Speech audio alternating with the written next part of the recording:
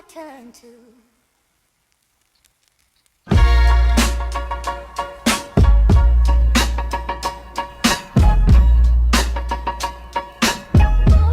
do I turn to?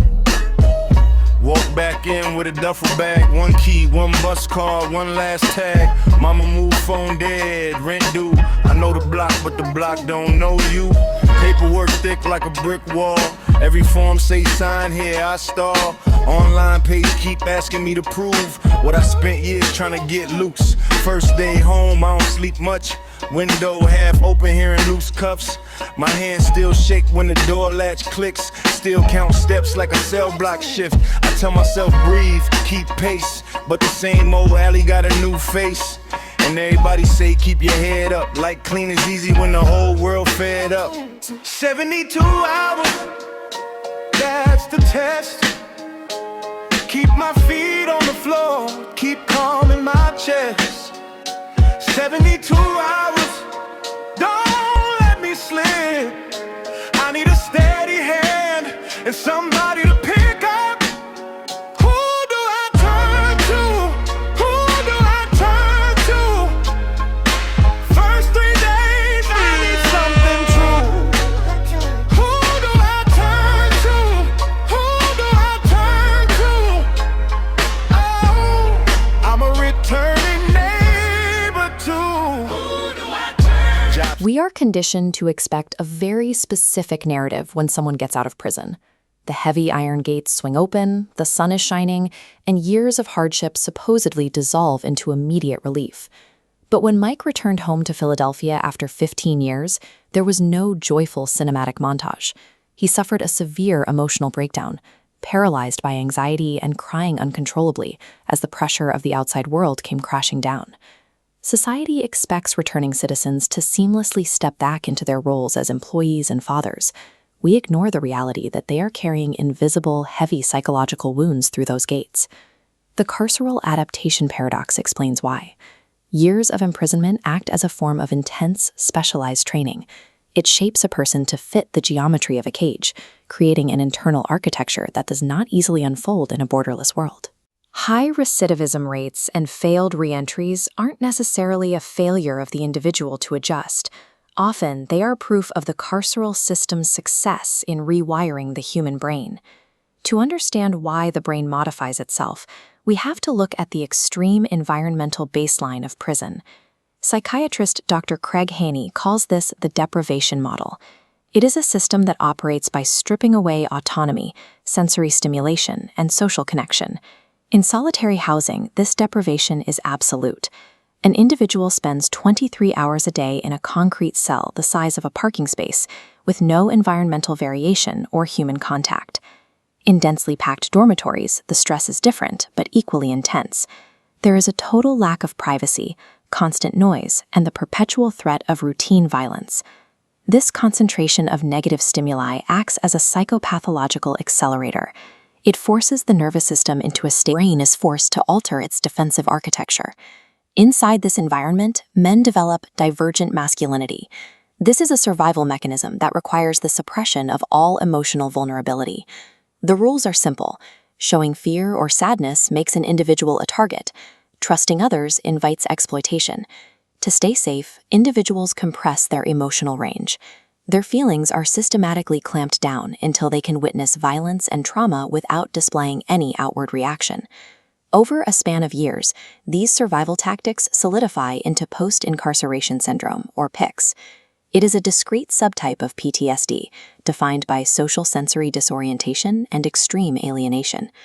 By the time a man's sentence is complete, his mind is no longer tuned for human connection or community. It has been recalibrated to survive a high-threat environment. Faster, more urgent tone. This leads to a violent shock upon release. A person steps from a highly controlled, deprived environment directly into the chaotic reality of civil society.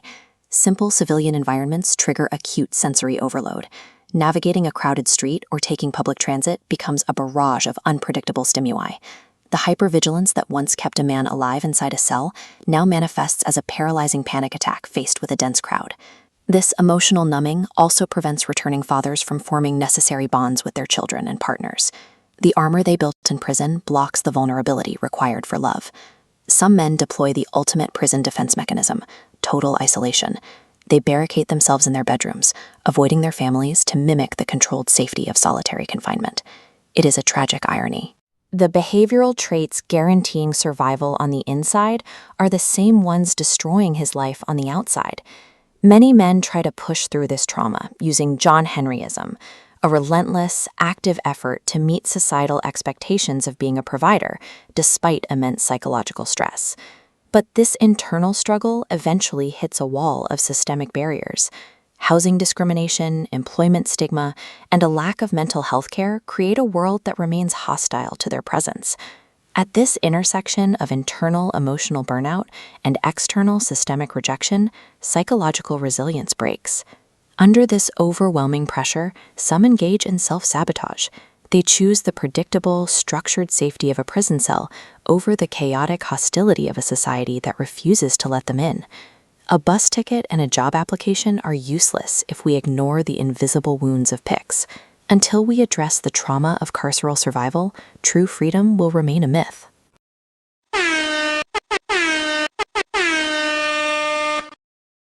Welcome everybody to another edition of the Returning Neighbors podcast. This is episode 102. What's going on, fellas? What's up?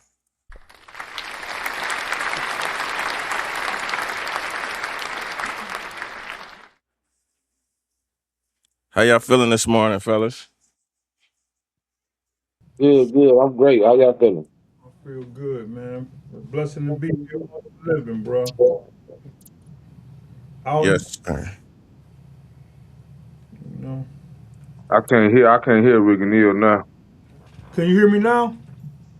I barely can hear you. I don't know. I changed my camera. I hit that camera icon. Everybody kind of went mute, low key. There should be next to the camera icon, there should be a settings icon, and that you can adjust audio. But while we get that done, let's talk about post-incarceration syndrome and the effects of mental illness post-incarceration. We got Oso da Don, aka our resident street peer expert, our peer support navigator. I'm gonna let him make his introduction to y'all on the podcast. This is the first day on the podcast. What's going on, y'all? My name is Oso da Don, better known as Bear in this community down here in Jackson, Michigan. I did 21 years incarcerated. I went to prison when I was 16. I've been home a little over 6 years now.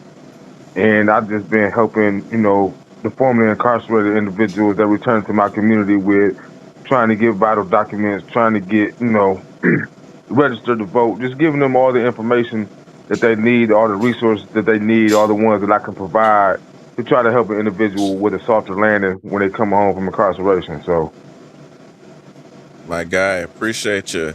Blake, man, introduce yourself as well. How you doing, everybody? My name is Blake Lindsay. I am chairman of Power to People First, also CEO of No Excuses Initiative. I am a returning citizen. I've been home for 3 years, doing a lot of grassroots initiative work, but also did 14 and a half years of incarceration. So I definitely have experience with this matter. Nice. And we got my brother Rick and Ills back. Co-owner and founder of Free People, president of Pop First, advocate, yeah, I can't hear Rick and We could barely hear you, brother. I don't know what happened to your sound. I can't hear you Barely either, hear you. brother.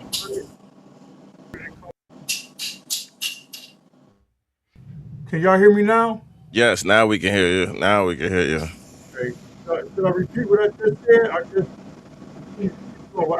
It's lag. I'm an advocate. I'm also a returning citizen. I've been home 26 years now, man. I'm helping other returning citizens get back to justice in society, man. I don't know what's going on, brother, but we could barely hear you. It's like real bad. I'm gonna log out and log back in. Oh, well, you sound clear now.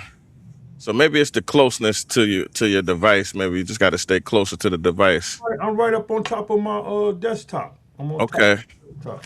Yeah, we can hear you good now. Okay. So today we're talking about lived experiences and the impacts of extreme isolations. Um, the reality of isolation is studies consistently show that solitary confinement lasting longer than 15 days can cause severe long-term psychological damage, including panic attacks, paranoia, and cognitive delay. So I got a question for Oso first. People who haven't been in solitary, they think that it's just like alone time. Can you walk us through those first few days, those first few hours? What happens to the mind when you're completely stripped of human contact and that environment, like environmental stimulation? What happens to your mindset when that happens? Uh, I mean, well, first of all, anytime you go to segregation, like they take you and they put you in a holding cell, or normally it's a shower, and they strip you down and search you, right? You know what I'm saying? So initially, you going through the embarrassment of you getting stripped and violated in a way that not everybody really understands until you got another grown man, you know what I'm saying, checking every crevice of your body, you know what I'm saying?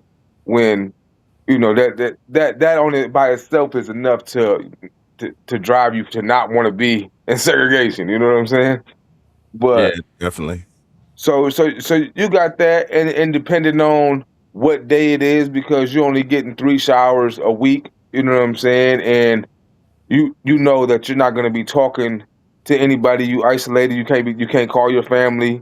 Now the only way you're going to be able to reach out to your family is to send a snail mail letter and hope that the officer that picks up your mail that night when you put it in your door actually puts it in the mailbox and actually sends it out. You know what I'm saying? Instead of just throwing it away.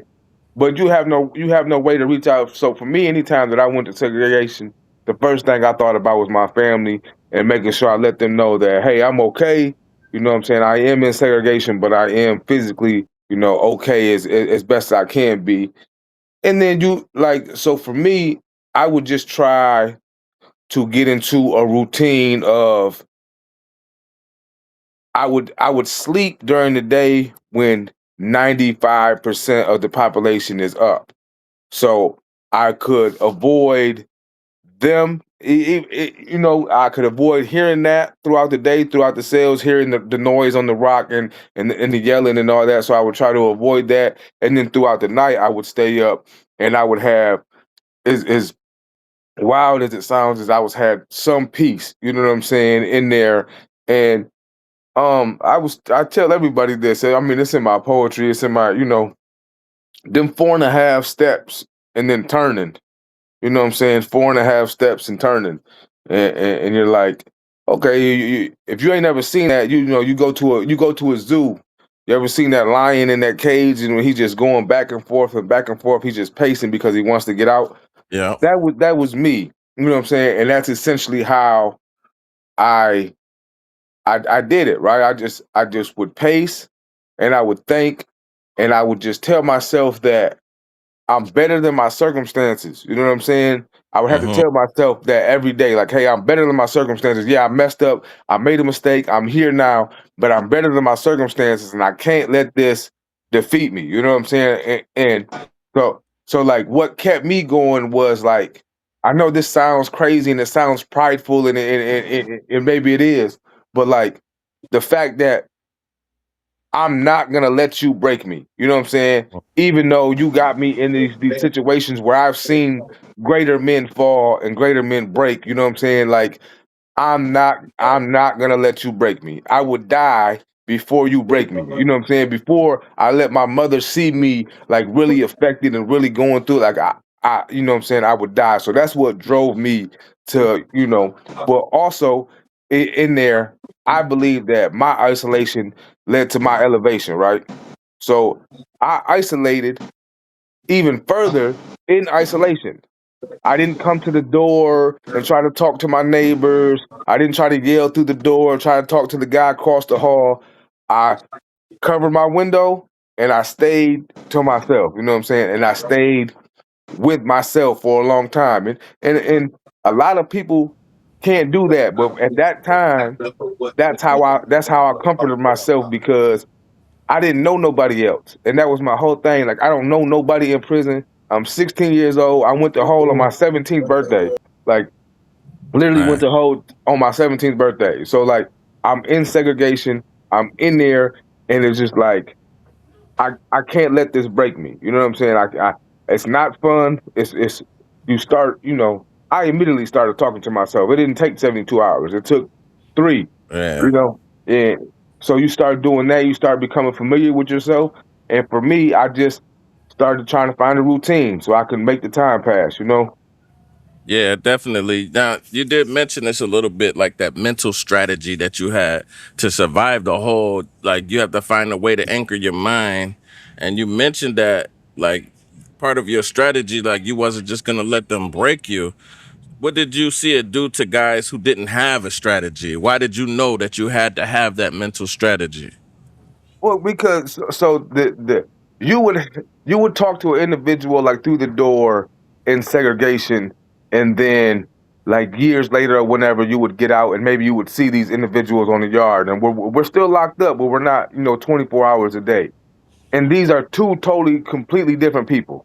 Like the person that was inside the cell, he was eating bars of soap, you know what I'm saying? Like banging his smearing grease all over his window, banging, throwing feces and urine and stuff like that, and then gets out of that cell and onto the yard where he has some time out of his cell and GP and he can communicate with people. And he's not doing none of that. He's not eating no bars of soap. He's talking to you like a regular individual. He has, you know what I'm saying, no no idiosyncrasy that make you think, oh yeah, this guy is crazy. But if you heard him in the cell while he was in segregation, you like, damn, like he really going through it. Like guys start playing in their own feces and stuff like that. Like when you start seeing that type of stuff, you know that behavior ain't normal, and that the cell is what caused that. You know what I'm saying? Because before then, you wasn't doing that. Right quick, You, do you think it's the cell that causes that, or do you think it's the confinement of you being to yourself in the condition that you put in? Because once you get put in that, once you get, so for example, at a young age, we used to, some of our parents used to put us on timeout, right? So some of us used to be on punishments. I remember my mother used to put me on punishment and take away certain things and put me in the room for a long period of time after I just got to finish getting a whooping or a beating, and I go into my room, and at first, I'm cursing and this and that, but when I calm down, I'm not showing the same reactions like what you say, to do things out of the ordinary because of the environment and the condition that I'm put in. So when that person is put in an environment and a condition to itself, like you said, when you first got there, you secluded yourself away from, not just from everybody, but from the people that was walking past that window, and even to your neighboring individuals. So when you secluded yourself, your thoughts that you had going on your mind at the beginning, if you was angry, if you was like you said, you not gonna let them break you or whatever, those are the conversations you was having with yourself, inside of yourself, with those individuals that may have been eating soap or may have been doing harm to themselves, because some people get in themselves, man, and find a way to start cutting themselves, biting the inside of your mouth out, chewing on your own flesh. Those things are caused to give not just attention to the place where you at, because at one point the guard had to walk by and make sure that you was in there. You know what I'm saying? To make sure that you was still alive, or that you wasn't going through whatever you was going through. That maybe may cause a person to do more damage to themselves or lash out to other individuals. So my point to say what I'm just saying is, do you think it caused the environment issue of him being enclosed in that environment caused him to alter his thoughts in a way that he felt that he had to do it? Then once he got out of that environment, he went back to his regular self. Yeah, yeah. I mean, the environment I would definitely say, affects. go ahead. No, I was gonna say that the environment definitely affects how you react. You know what I'm saying, and how you act throughout the day. Like sometimes, like people. I seen individuals they can't sit with themselves. You know what I'm saying? And the more you sit with yourself and you don't understand who you are, you got a lot of these guys got a lot of demons and stuff they battling with inside within their head. You know, like Justin was saying the other day, he was saying that he had ADHD. So put him in that cell at a time when he got ADHD. You know what I'm saying? The cell don't move. You know what I'm saying? It don't move. The walls look like they closing in on you, but it don't move. So you stuck in there. So that as much as your mind is moving and moving and moving and racing, but you not moving and you can't go nowhere. Like the effect that has on individuals it's documented that it's not there's nothing healthy about this situation. You know what I'm saying? It causes more trauma. It causes more pain and than anything. But no, and I definitely can attest to that, man. So collectively, I did about 5, 6 years collectively in the hole. My longest stretch I ever did was a year. And when I tell you this, seen the experience what you guys are talking about. In addition, have also had to wrap around myself of being active, being a person that like to move around, and also having that level of anger and aggression at a young age, right? And actually being put in the cell and being that confined. I was one of those guys who were being disruptive to the because I have no outlet or outreach to express my anger or express my frustrations or even have the understanding what I was actually dealing with. I was thinking about it. By the time I looked up, I was 19 years old, doing a whole year in prison, I mean, a whole year in segregation, and being catching the case and going to level 5, and had to do another sit down on top of that. So it took a big turnaround. But yeah, having that, I can definitely speak on the people who actually been through that experience, because that's definitely something that is a very traumatic. Man, you guys mentioned something that a lot of people don't understand. Like, I know you just said you ended up having to go to level 5. Was that due to an incident that occurred when you first got in? Yeah. So when I was at O's Correctional Facility, right? And I can speak on it. I was at O's Correctional Facility, and I ended up getting into it. I'm not gonna speak on very particulars about what happened, but I ended up getting into it with a guy, and we got into the altercation. I ended up stabbing him a couple of times. Ended up stabbing him a couple of times and actually catching the case. It was mainly self defense. It wasn't. Yeah. I was 19 years old. The guy was think he could test me and push me into doing not nothing sexual, but pushing me and pressuring me to pay him something. Cause was about to do it off the bag that I was shaking, and I ended up getting into it with him, Yeah. stabbing him, The ended up reason catching the why I asked case, you and to ended up bring going that taking up. myself to low 5. Yeah, oh, thank you, brother. I don't mean to cut you off. But the reason why I brought that up is because so that people can understand the mindset of the man or the woman when you're incarcerated.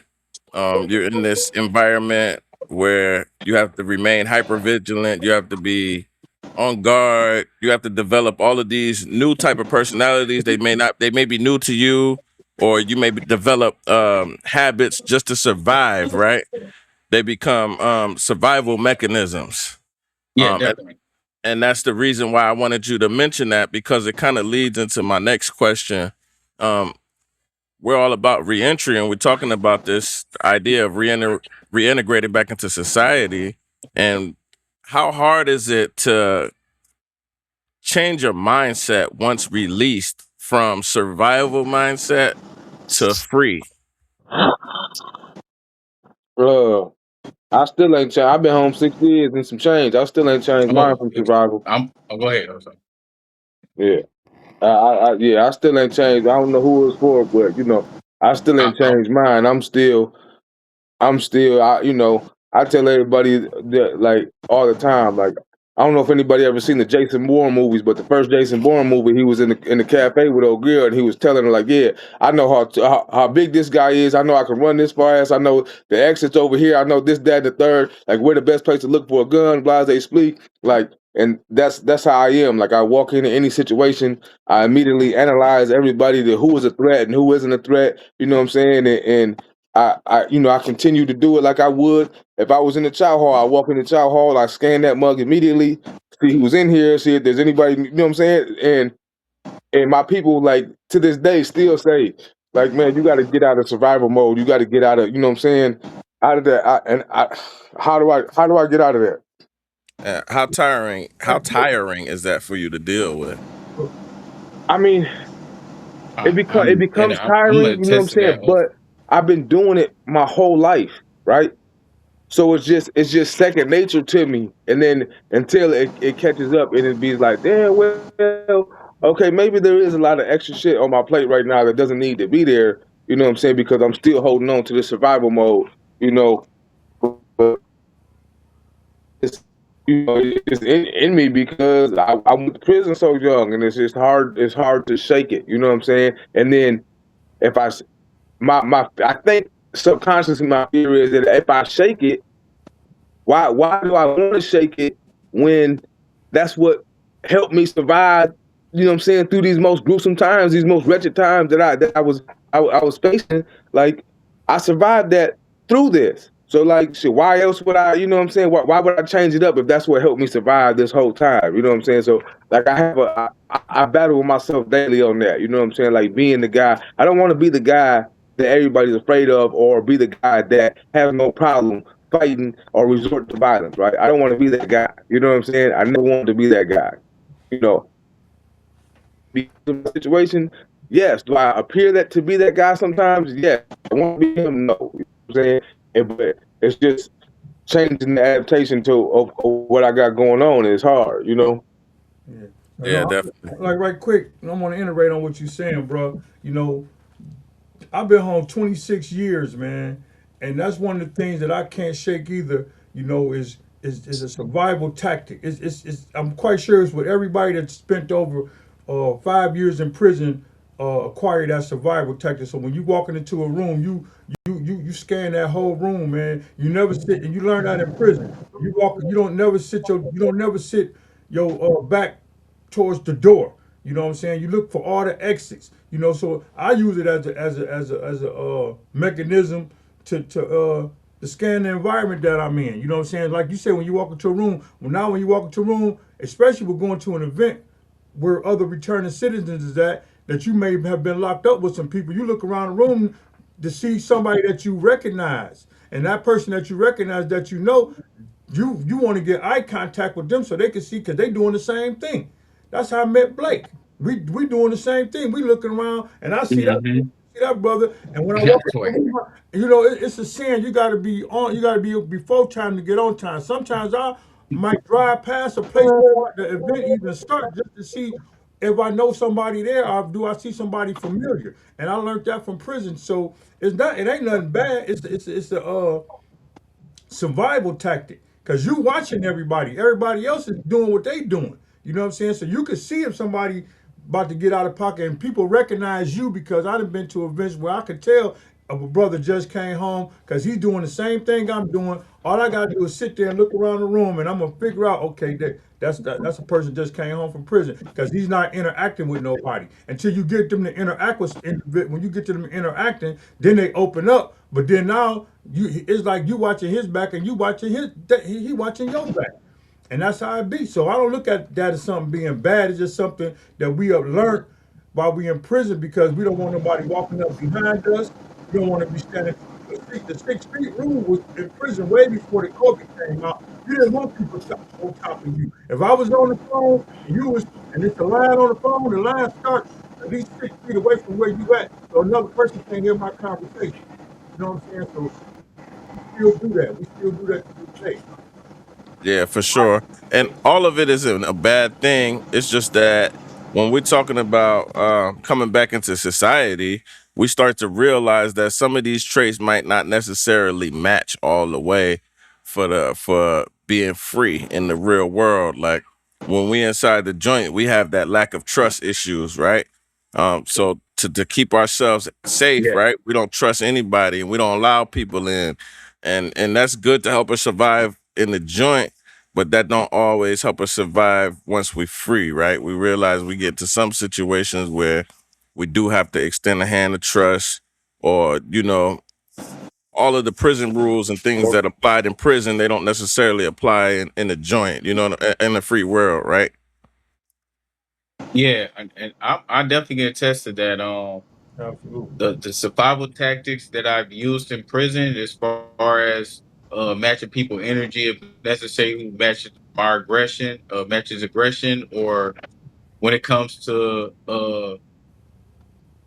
seeing people and sizing people up and trying to move a certain way when I being around certain individuals, I had to really adjust myself, really readjust myself. I can not keep moving in that accord dealing with everybody that getting out of prison. Now, to the benefit of what Dion and also we're talking about, it has helped with the benefits of being on survival mode and actually being alert and aware of your surroundings consistently, right? But the way as far as the way how we were programmed, I think it doesn't always fit out here in society. Everybody's not out here to come and get you or be or what to stab you in your back or put a play or manipulate you into certain situations. Not everybody's have those level of intentions. Not everybody's gonna be Hmm. aggressive. A lot of people are not as or the people that are portraying to be other than what you see in prison. And what I Hmm. mean by that is people that are gonna be violent or people that's gonna actually be a threat to you. Being in those environments, we cannot and being out here, we cannot move in the same accordance, or we're gonna be honest, we're back in prison.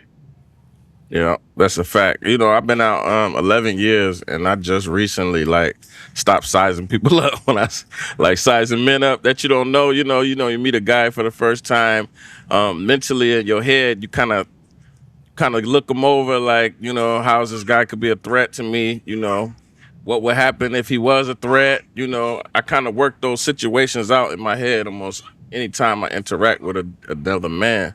And it took a long time for me to drop that in, what I'm saying, and not even think about that kind of stuff. So I understand like some of those after effects of it, but we really want to dive into like that mental aspects of, when you come in home and you're trying to change gears from that mindset to that freedom mindset, man.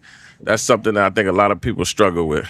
What Right you quick. got, Dion? I remember, man. I remember me and Blake was at this event. I'm gonna recall this, and you're gonna remember this, Blake.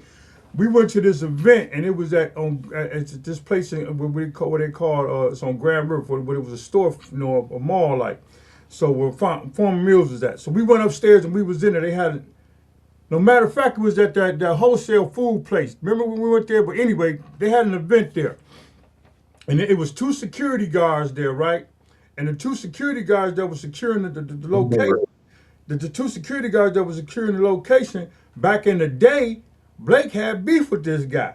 You know what I'm saying? But they in their full armor. You know what I'm saying? They got their walkie talkies, they got their bulletproof vests on. They look like the police. So we in there after I'm scanning the room. So I'm talking to Blake, and I went over to talk to one of the guys, right? So when me and Blake walked up to the guy, Blake recognized him and was like, "Man, I remember you back in the day. They used to be beefing back in the day, right?" So Yeah. when the interaction came, it could have went another. We talked about this, but it could have went another way. You know what I'm saying? Because Blake could have still Totally had left. the beef that he had back then with this guy, considering what happened. I don't know if you want to explain to them what happened between you and this guy, but it was something that he definitely could have changed the trajectory of how we linked back up together. So at that point, Blake had to use his survival skills either we talked to the guy and he remembered the situation. We didn't bring that situation up, but we kind of connected in the sense of they could be more of an asset than a harm to what we was doing. Yeah, I'll definitely speak on it. Back in the day, I was part of a gang called Young Certified Bosses, and the guy that who I met was part of another gang called Paper Chaser Boys. These are neighborhood affiliation gangs that were based out on Drury Road. Um, and and we were young. We used to be in those type of activities. We're opposition of each other. We're people, young guys called ops now. They were my ops at that point in time when I was 16, 17, and 18. And we used to from fighting to actually going against each other with guns and everything. Our groups have done that.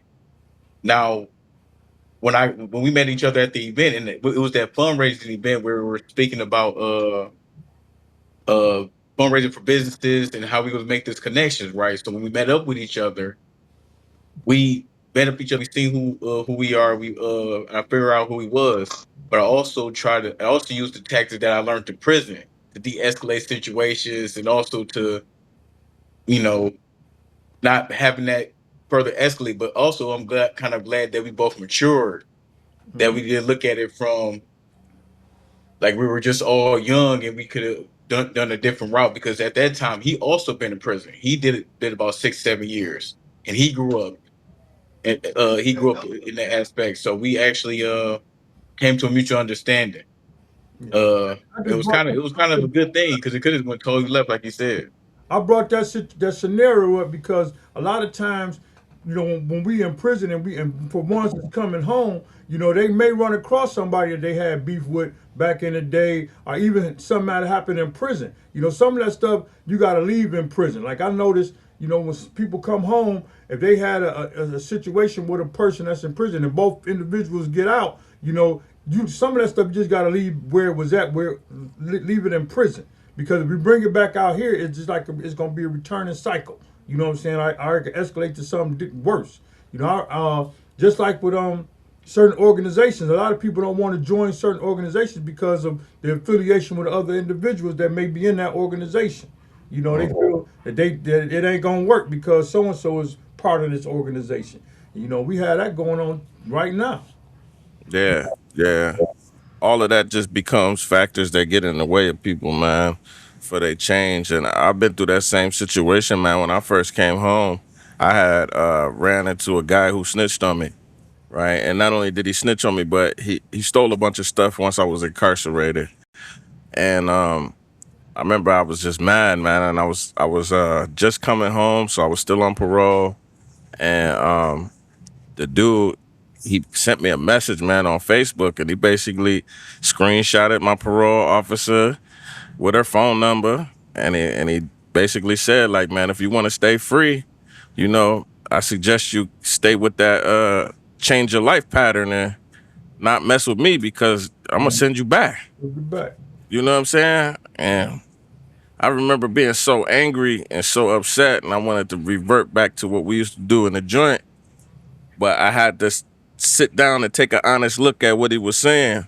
You know, yeah, I did change my life, and this should be past me. And if I want to say that I am what I am now, then I gotta let this go, right? But that's a hard struggle for a person when you have this conditioning or this mindset of, you know, it's eye for eye. You know what I'm saying?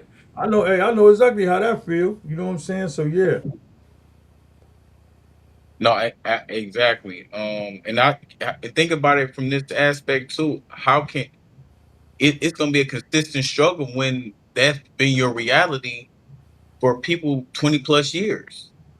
You got to think about a lot of people that are, we made these transitions to become better men in the most hostile or most restricted environments.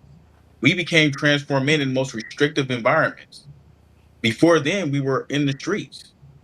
We made the decision to go to prison for a particular reason. Now, some people, men are innocent, but we actually made those decisions. And if you, even though you're making a transition to being a better man, but you're still in a hostile and a restrictive environment. So it's gonna be consistent struggle to actually make that change. I think it's gonna be daily after you've been conditioned for over a decade in that aspect.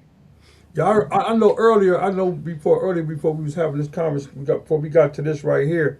We was talking about uh, the taking the chances of how things may not be going so right for yourself when you first when you get home. Like we talk, like your first 5 years, man. If you ain't been home, if you could reach 5 years of being out from incarceration, you at a point almost at the pinnacle of knowing how you gonna do some things. But that first 2-3 years, man, ones may have doubt in their mind because things may not be going the way they wanted to go, and they resort back to some of the things that they used to do. Not full-fledged resort back to it, but some people do. But they take them chances, and knowing that if a situation was to go sideways, they make up in their mind that they're not going back to prison. So if I do that, if I do this lick and get away with it, I'm good. But if I do this lick and something goes sideways with it, I'm holding court right there where it's at. You know what I'm saying? That's a conversation that we need to have to some of our returning citizens, because not to the fact of people getting into crime, but just to them resorting to things that alleviate their movement around, like the substance abuse. You know what I'm saying? Drinking and smoking. That could cause that's a death wish if you out here doing things not productive, and you get off into those kind of situations to where you feel that you got to drink or you got to take another drug to give you the courage to even go out and do something that may send you back to prison. Yeah, So that's a fact. so a lot of times we need to focus on, taking them chances, man, because, I know the first 3 years of me being home, I took like 2 penitentiary chances, and I'm not going back to prison. So luckily I got away with it, but on the second one I had to run from the police. You know what I'm saying? And getting away from the police it was a task where I was at. You know what I'm saying? So once I got away from that, that's really embedded in my mind that I'm not taking no more chances of trying to get something that's going to just last for to pay a bill or just to feed somebody or whatever the circumstance was at that time. You know what I'm saying? And ones that may be home for a while, if they're used to having money, then they're going to resort back to some of the ways that they used to get money, and they may get away with it, or they might not get away with it. But at the end of the day, their mindset is, I'm not going back to prison. So you can't talk them out of doing, if they about to get caught in the mix of doing what they're doing, you're not about to talk them out and not holding court in the street or wherever else they're going to be at getting, That's a proceeding. that's why I think it's going to be important for us to have these conversations and discussing exactly why some of those survival traits that we adapt while we're inside, how they are counterproductive against what we're trying to do now. Because all of those things you mentioned, like suppressing your emotions, maintaining a hard exterior, total self-reliance, all of those things become barriers that prevent successful reintegration. We get the feeling like we got to do everything on our own. We can't ask for help. We get the feeling like we don't trust anybody to talk to anybody about our issues. And then that leads us down that road of where we feel like we have to do something to survive, and we justify in our minds, right? We justify in our minds, man. Look, man, I'm starving, so I'm about to go run up in this Walmart and steal me $1,000 worth of stuff because I'm starving, right? We'll start to justify it and make it okay to do that, but then when we get caught, that realization sinks back in. And I think we were talking about this earlier off camera.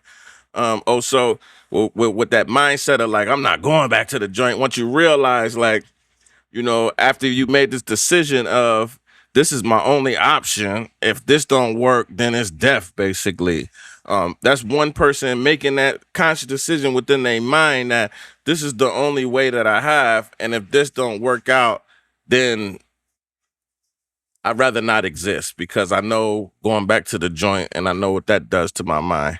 Can y'all speak on that?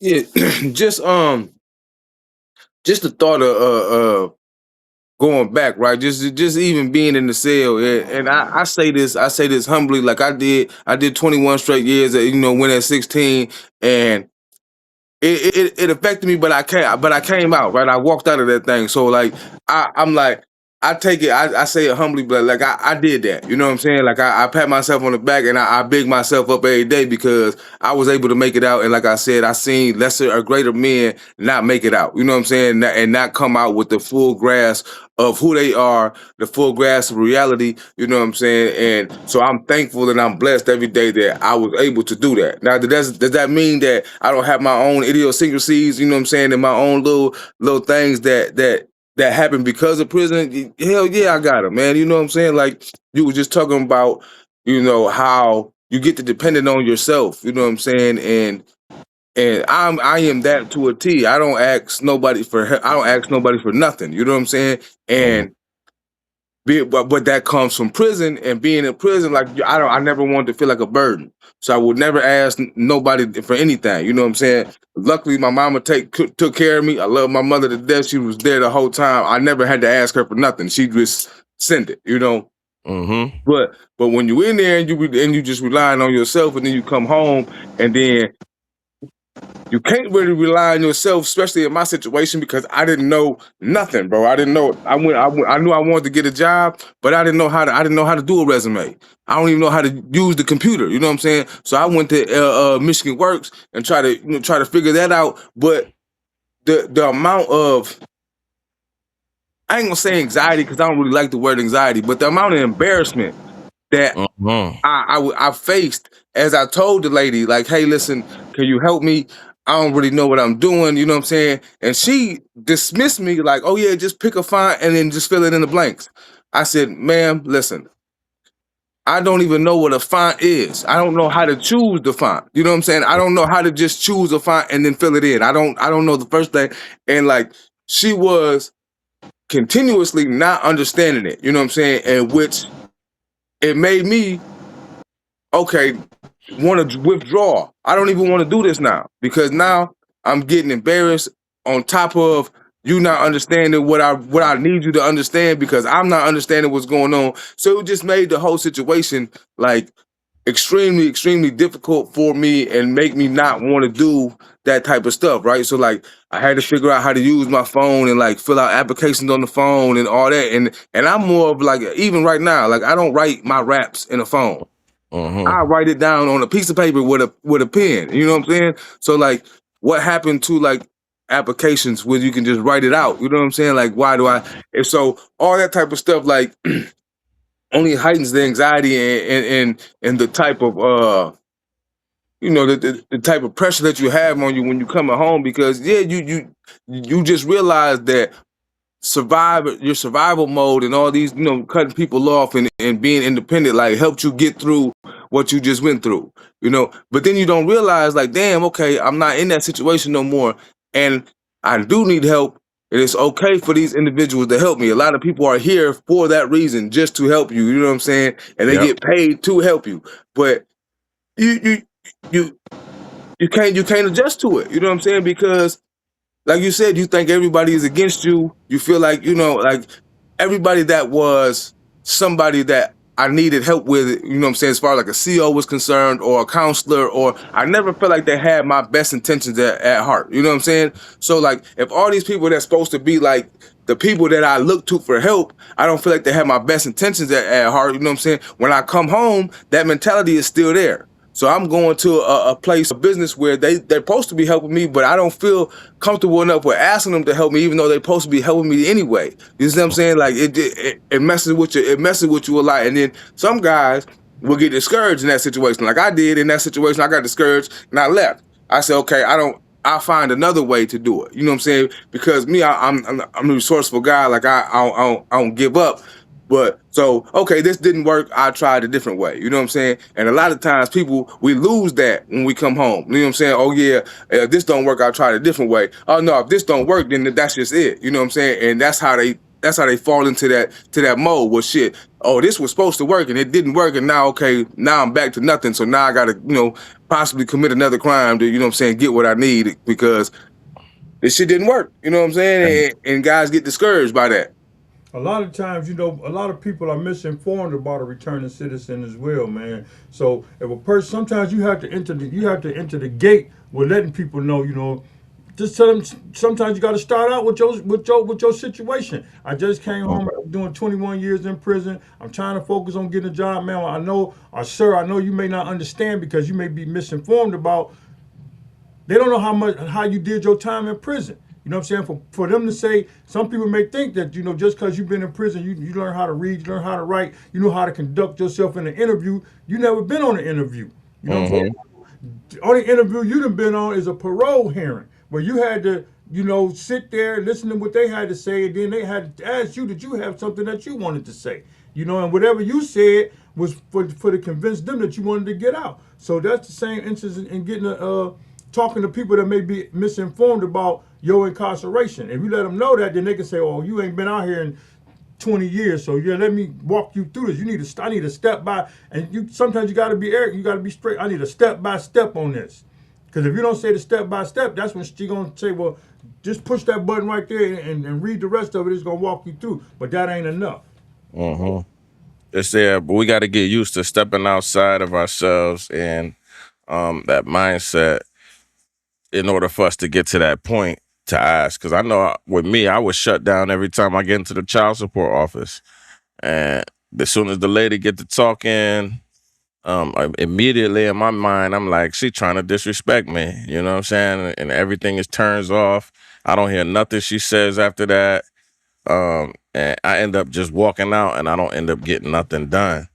So I realized that that happens with me. And to bring the conversation full circle, I wanted to ask y'all if it's already hard enough when you add all those layers in, just regular prison life. And we were talking about solitary confinement earlier.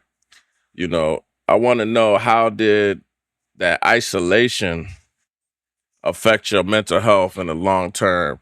And how do those tales of solitary still show up in your life today? Like, are y'all still feeling effects from being in solitary confinement? Hell yeah. Hell yeah, absolutely. Like I mean I don't know if anybody ever really had like a real sense of like helplessness. You know what I'm saying? Like I've been in all of them, bro. I've been in every level 5 it was in Michigan. You know what I'm saying? I've been in every last one of them, and been in every last hole in level 5. And being up there so far away from your family in the UP in the Upper Peninsula, you know what I'm saying? It's a 13-hour drive. I was at Berger. That's 13 hours away from my mother. You feel me? And like when you that far away and it's that isolated and that desolate out there, you you and you see what they do, you see how these individuals they're supposed to be the good guys, you know what I'm saying, they treat you, and at any moment, you know what I'm saying, that they could possibly kill you and nobody would do nothing. Your family wouldn't know, you know what I'm saying? And it's really that serious. And so like the real sense of helplessness, like when I was in segregation, I was sitting there one day and I was just looking and I was just like, fuck, there ain't nothing, not one thing that I can do right now. You know what I'm saying? There's not nothing that I can do. So that thought right there, like it overwhelmed me in that time. You know what I'm saying? And I put my sheet up and you know what I'm saying, I sat there and I cried. You know what I'm saying? Like I'm helpless. You know what I'm saying? And having that feeling, bro, like that feeling of help, that shit never goes away. You know what I'm saying? Like I still hold on to that, even though I know I'm not helpless now. In that situation, I felt so helpless. And like anytime I have a situation come back up again where it's like, if there's a possibility to threaten my freedom, right? You know what I'm saying? Or anytime there's a possibility to threaten my freedom, bro, I can't take it. You know what I'm saying? I can't. It's like it's a whole bunch of pressure coming on. My chest start tightening up. I try to, you know what I'm saying, breathe it. And the only thing that I want to do is resort to violence. You know what I'm saying? Because I'm helpless. You know what I'm saying? So I'm like, that's the only thing I know how to do. So it still affects you to this day. So anytime like I have a threat of my freedom being taken away, it's not like, oh yeah, I'm gonna be on a prison yard. It's the thought of that fucking segregation cell. It's just the isolation, the being away from everybody, the not knowing if your people's all right, and not knowing if you all right. You know what I'm saying? And that type of shit, bro, it'll never go away. It'll never go away. I remember I got a nephew that's still in prison now, man. And, hopefully he'll be on his way home soon. He did some time up in Berica, as well as he just left from Alger at a level 2, but Alger is a level 5 prison, and even being in that level 2 prison, the level 2 part of that facility, they run it like it's a level 5, so I could just imagine how individuals, the closest I've been to solitary confinement. Thank God I ain't never been to the point where I went to a facility. But I remember when I was in the county jail, and I went in Oakland County Jail, and I went to the hole for throwing some food on a guard. You know what I'm saying? I throw some food, and when you do that, they take you to the part of the segregation part where it's a jail inside of a Just out jail. of jail. You know what I'm saying? So they walk me to that part that I'm walking up to the part. They take all your clothes. They give you this rubber. They give you like a pajama thing to put on, but it's like a whole mattress that I'm putting over my body because I'm laying on this steel. There was a slab at the time. So I didn't have no clothes on. I just had to put this thing over my head. So I got that on, and I couldn't eat normal food no more because I threw food. So they got the food loaf, which is all the food that they mix up for that day, which is some healthy stuff. My body got adjusted to eat it, but at first I didn't want to eat it because the smell of it, you know. So it messed with my mind mentally. It took me a week to eat because I wasn't gonna eat that.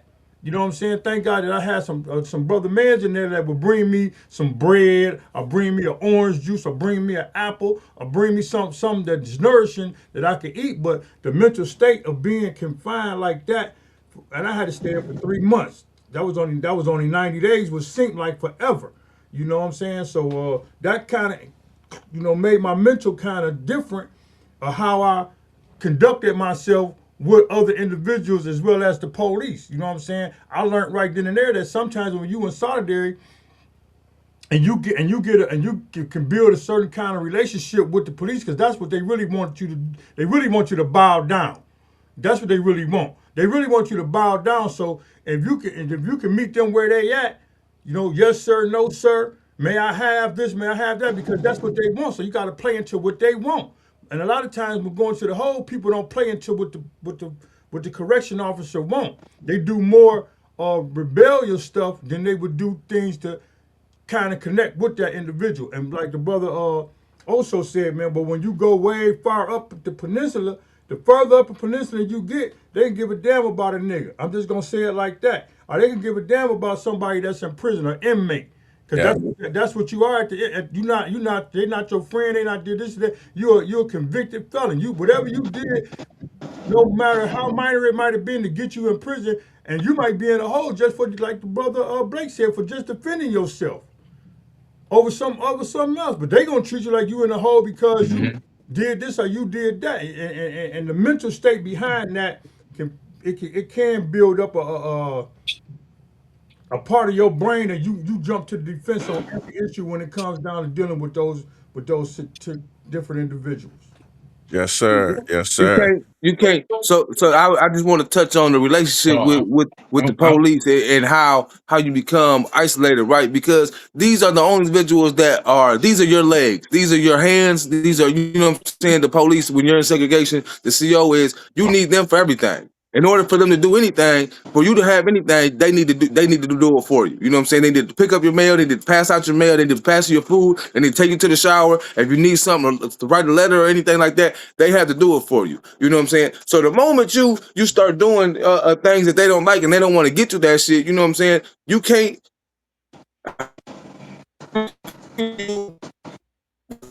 supposed to help you, right? You know what I'm saying? That we was talking about earlier. You out in the streets and you go places, and these people are paid to help you. They are paid to help us. They are paid to, you know what I'm saying? That's their job, to do the shit that we can't get right now. And they don't want to do that. So when they don't want to do that, then it becomes, that's where you start relying on yourself again. You know what I'm saying? That's when you start, okay, I don't gotta ask him. Start finding other ways to do it. You know what I'm saying? And try to manipulate the system. And that's what the isolation does. It drives you to, you know what I'm saying, to think of other ways to get around shit. You know what I'm saying? And one thing I wanted to touch on was the food loaf. Thankfully now the food loaf is ruled unconstitutional. They cannot serve that in no facility in the United States. That shit is foul. You know what I'm saying? And one of my situations was I was in segregation. I'm in the hole, and they got a rule that says if there's something wrong with your tray, before we leave your door, you have to tell us what's wrong with it. So the officer pulls up. He's got the the food on the carts, and he pulls up and he's got the box of oranges, and he's got about 4 or 5 oranges on the cart outside of the box. He pulls up to my thing, and I see instead of grabbing the orange out of the box, he grabs the orange off the side. So okay, whatever. I don't really think about it. I grab the orange when he hands it through the slot. I look at it. As soon as I look at it, I put it up in the window. It's rotted. It's black. You know what I'm saying? There's a bunch of mold on it. I immediately show it to him, and I say, "Hey, man, my orange is rotten." He said, "You ain't got shit coming." Boom, slam my slot and close my shutter to my window. What do? I immediately turn around and start mule kicking the door. My slot happened to pop open. I said, "Hey, man, give me another orange. Put your arm back in the slot. I'm not giving you nothing. You ain't got nothing coming." I said, "My orange is messed up, man. Just give me another orange." He don't want to give me another orange. Okay, so I continue to act out. I throw my food at him. I throw my tray at him. You know what I'm saying? They come in there. They rush me. I'm 17 at this time. They rush me. Use the big shield. They pepper spray me. Use the riot squad gear. You know what I'm saying? And put me on food loaf. And they chain me. And they handcuff and shackle me to a metal slab for 3 days, bro. 3 days. I couldn't use the bathroom. If I had to use the bathroom, they had to come in there with 2 officers to escort me to the toilet that's 3 feet from my bunk and record me. They recorded me with a camera while 2 officers secure me while I'm using the bathroom, while I'm either urinating or I'm taking the number 2, right? So it's like while I'm on food loaf. You see what I'm saying? Like, come on, man. Like this there's no way that type of stuff, when you go through that type of stuff, it doesn't have a lasting effect on you over years and years, even after your incarceration. Like, I still remember the bed sores and how my elbow felt and my wrist felt from after they took the shackles and the handcuffs off me after 3 days. But I still remember, I still feel them bitches on my arms right now. Dang. Yeah, I ain't gonna never forget that, bro. I would never forget that. So does it have a lasting effect on you? Absolutely. Like, I would never forget the shit that I seen. Like you said, you seen Michael Jackson and stuff all in the walls when you was looking at these bricks and all these formulating stuff. Yes, bro. I've been in rooms. I would never forget these rooms, bro. I would never forget them. You know what I'm saying? Never. Yes, sir. That's all Can we got for this segment, guys. We had our time limit. But go ahead, Blake. and You want to close us out for this no, segment? I just want to. I want to. Okay, so I'm gonna compliment on definitely what also definitely spoke on. Yeah, because it could come out of nowhere that you have these type of flashbacks, and you will have when I have these flashbacks of being incarcerated or being in the hole, specifically in those type of situations, I automatically clam up. But I also have to come to the realization that I'm no longer in those situations. So it's always going to be a constant battle for a person who dealt with the things we dealt with consistently. But I believe that we're one of the main men that are making that change happen, and actually battling with that and consistently making those right choices right now with our lives. That's what's up, man. I appreciate y'all, man. We're going to hit a quick word from our sponsor, and we'll be right back. Quick shout out to today's sponsor, Printer Source Plus in Jackson, Michigan, proudly serving our area since 2006. Printer Source Plus delivers tailored printing solutions from desktop printers and scanners to wide format copiers and shredders from top brands like Epson, Brothers, Samsung, and Kyocera. Over 19 years, they've been your go-to for top quality and affordability. You need to check them out. Why choose them? Their private label ink and toner reduces your cost by up to 50% compared to OEM, backed by 100% lifetime guarantee. Because what are we talking about? Welcome. We are back. Man, we got a couple of people they won't be able to make it today for this segment, but me and Dion is back, man. What's going on, brother? Nothing much, man. Just making my day. Yes.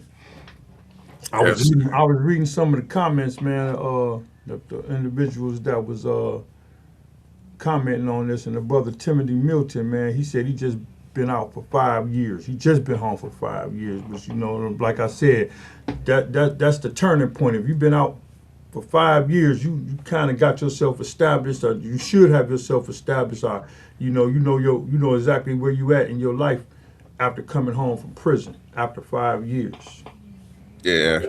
5 years is that baseline where you start to stabilize yourself. Um, some of the anxiety starts to ease up a little bit.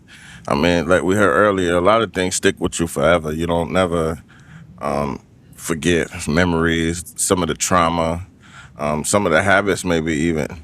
But once you get to that 5 year part, that 5 year mark, the stats on going back to the joint, like they drastically decrease when you hit that 5 year mark. And that's because you have time to build roots in the community and you get better reasons of why you need to stay, right?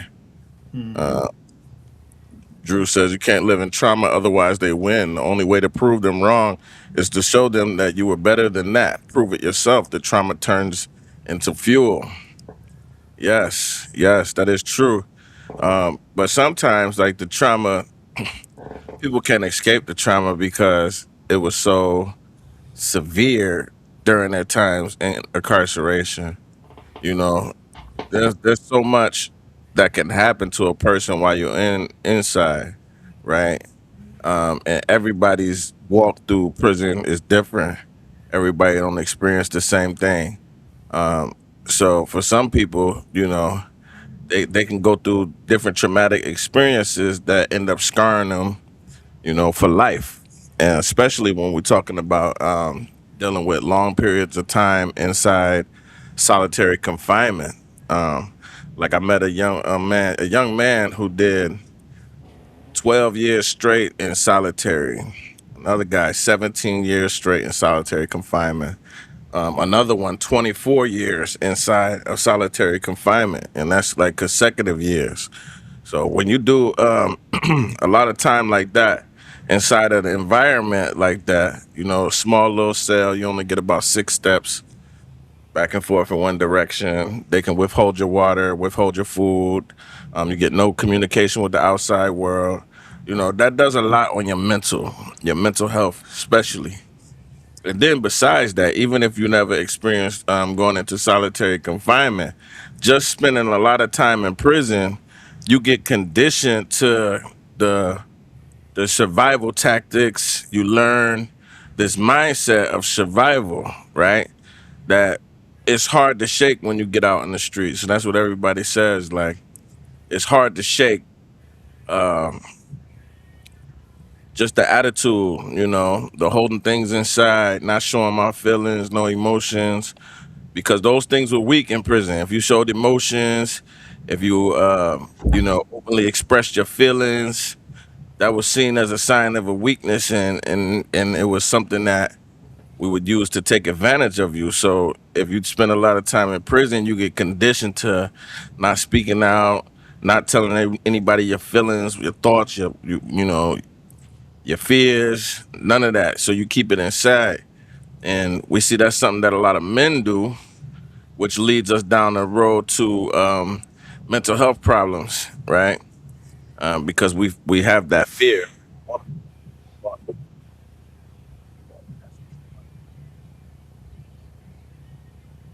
And Hold on, he's going in and want out. to have to get help.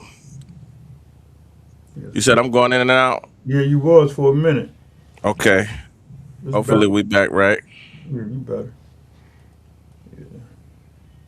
To the brother Islam, more Islam, bro. Islam.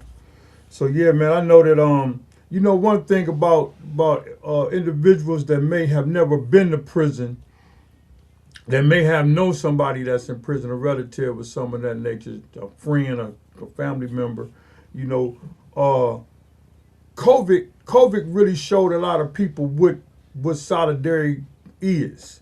You know what I'm saying? Because when COVID hit, and we gotta still know that we still living in that pandemic. We still living in the COVID era. It's still a pandemic going on today. Hmm. But the fearness of it at the time that it happened. People was rapidly dying. People rapidly getting sick. And they had people, the social distancing, 6 feet away from each other. In prison, you can't social distance. Either you can't, ain't no way you can stay 6 feet away from somebody going to the child hall, or you got to stay 6 feet away from somebody moving around. So when that COVID hit, a lot of people that never been to prison experienced some trauma. With being locked in the house because people didn't want to come outside. People was told that being outside can be detrimental to your life. You can lose your life if you caught COVID. So that's a form of just saying that if you haven't experienced that isolation, COVID showed us that. And just Yeah. it was times 12 in prison. You know what I'm saying? Because they had to control, they in a controlled environment, and in a controlled environment where they don't just have cells, they got dorms where people 6 men in a dorm, in a setting. So it was hard for people to get through that, and a lot of people passed form in prison through that COVID era in prison. And I was out during the COVID era, and I saw how the state of our mental health changed when during COVID, like in the community. A lot of people couldn't handle that isolation. And in fact, I ended a conversation at the Solitary Justice Project. I ended my speech by telling people to go inside your closet at home, right? Or your bathroom. Try your bathroom, because that'll be what's most like similar to a solitary confinement cell. Go in your bathroom, shut the blinds, make it dark, and close the door. But don't bring your phone with you, no type of entertainment, no book, no nothing. And just sit in your bathroom for about an hour or two, or see how long you could sit in there without no type of entertainment.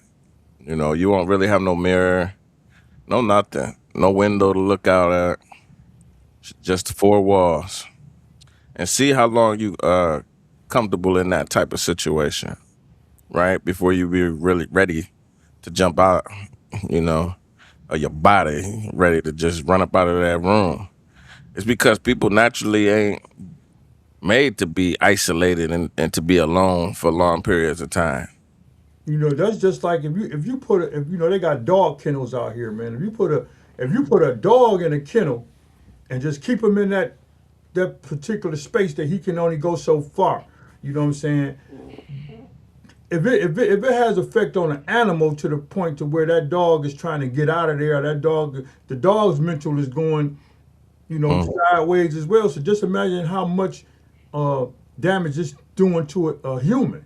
You know what I'm saying? It's doing. And You start having thoughts of all kind of things start popping up in your head, man. You don't know. You don't know if you want to live today. You don't know if you want. It's a lot of stuff that go on in your head, man. Because when confined to an area where you got limited space to move, it can be traumatizing to your mental.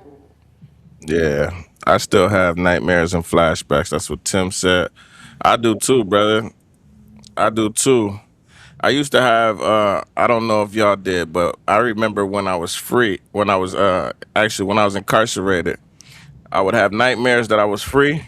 Did you used to have them dreams that you was free? Man. And then you wake up and you lock back up and then be like, that was worst nightmares that I ever had. Like, And you know what, bro? Some of the things that kept me from having those kind of nightmares, and I'm just gonna put this on here. Thank God we out and we helping individuals when they get out. Go through some of them barriers, man. A lot of people cut their family off when they go to prison because they don't want to be a burden. You know what I'm yeah, saying? A lot of times you talk to people on the phone, man, and may be going through something, but they don't want to upset the grandmama. They don't want to upset the mama. They don't want to upset the auntie. So everything is good, grandma. Everything is perfect. But in the meantime, you ain't got enough food to eat. Your hygiene you ain't got enough hygiene supplies. They put you in a cell with somebody that you really can't get along with. And those kind of things that you put out to individuals that's out, they basically gonna say, just keep your head up, man, stay strong. But you're not here with me going through this madness. You know what I'm going through saying? this. That's why a lot of people that go to prison don't communicate with their loved ones like they should and really be honest about what's going on with them in prison. Um, And that you could bring that home with you. You know what I'm saying? After doing that much time and come home, you isolate yourself away, and you don't really let your family members know exactly what you need, or how you feeling, or what's going on with your mental state of mind, because it can trigger something, and you can go be right back in prison. Man, that's a fact. Hey, Drew said he remembers his first night at Big Sandy USP. All I heard was knives being sharpened all night. Man, the Mm. first time I heard that, I'm like, what the hell is that? And then you realize what it is. You just like you feel so naked. Absolutely, man. And to even have, I've been getting reports from individuals that I didn't know that, because when I was in prison, thank God I never had a bunkie. You know what I'm saying? I Mhm. stayed in Jackson. I had my own cell. I had a Man, neighbor, but I had my own cell. But I noticed in other facilities, they give you a neighbor, man, and your neighbor may not be as clean as you. Because if you've been in man, the cell for 6, 7 years, and your hygiene is up, you know what I'm saying? You taking care of your cell, the floor is clean, the bars is clean, the mirror is clean, especially the toilet. The toilet is clean because you sleeping right next to that. You know what I'm saying? And here it is, they didn't put somebody in here with you that may not have those kind of traits of being clean. So now you got to explain to this individual, and you in prison, you got to explain to this individual how you want your space to be, and that causes conflict. I done came across numerous of brothers that caught cases from trying to chastise they bunkie. You know what I'm saying, to make them do the right thing. definitely. People don't understand that within the prison culture is there's a lot of rules and regulations, and hygiene is a big thing for people while they're incarcerated because of the close proximity and shared resources, the shared toilet, the shared communal spaces. So that was big thing, man. You'll see people get beat down for not cleaning the shower properly or doing things in the shower that they shouldn't be doing. That was heavily seen in prison. But definitely, Tim says, I have been diagnosed with PTSD. Yes, we speak about that a little bit. They got a new term for it now. Psychologists call it Post-Incarceration Syndrome, PICS.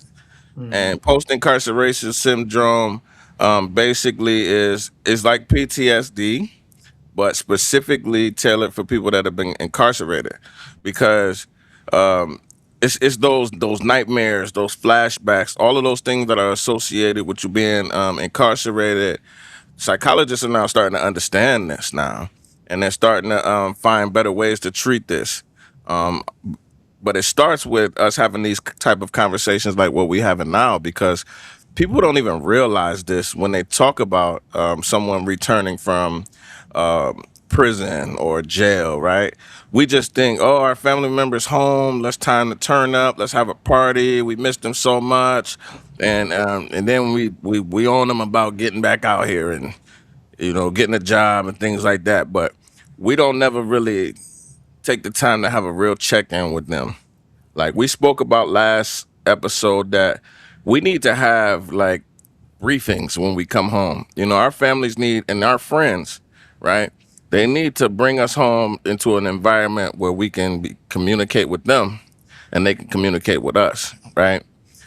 We need to be able to be open about the things that we experience within the prison. And we have to feel like, for one, that it's trusted enough for us to open up, because a lot of men coming from home from prison, we have this PTSD. We have all of these traits and things that we use to survive, all of that holding emotions in, using anger to resolve everything, violence to solve all problems. All of those things that helped us survive prison, they're not going to help us survive the real world, and they're not going to help us stay free. So we need family members to be aware of these things. We need people and friends to be aware of these things. We don't necessarily need that welcome home party with all of our friends and everybody around. We might not need that our first day home. We might need some more structure and love and different type of support.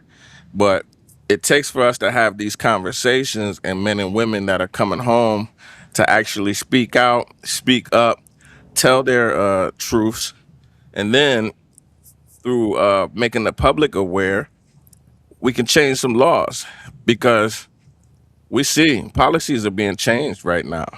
Laws are being drafted, bills are being introduced, and it's time, but we have to bring our problems to the table. We got to open up on. Hey, quick, man, I got a number.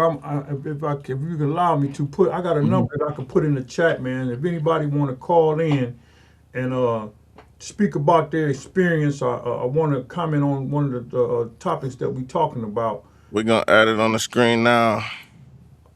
Okay, the number is it's 313 Mm-hmm. 420 8257. And that's Yeah. just a number. If anybody want to call in, man, and have a question or want to express. I know a lot of times when we on this live or on this kind of platform, people like to type stuff in, but it's nothing like hearing it coming from that person's vocal and speaking on some of the things that we're talking about.